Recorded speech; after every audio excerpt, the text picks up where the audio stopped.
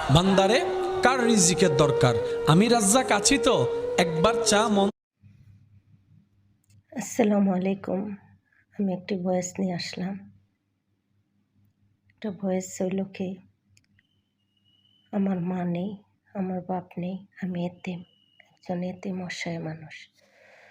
পৃথিবীতে শুনছি যদি ছোট্ট ভাই বোন থাকে, বড় যারা থাকে, তারা নাকি দেখশন করে, তারা নাকি দেখে রাখে। আর আজকে আমার বেলায় দেখলাম সেটা উল্টো।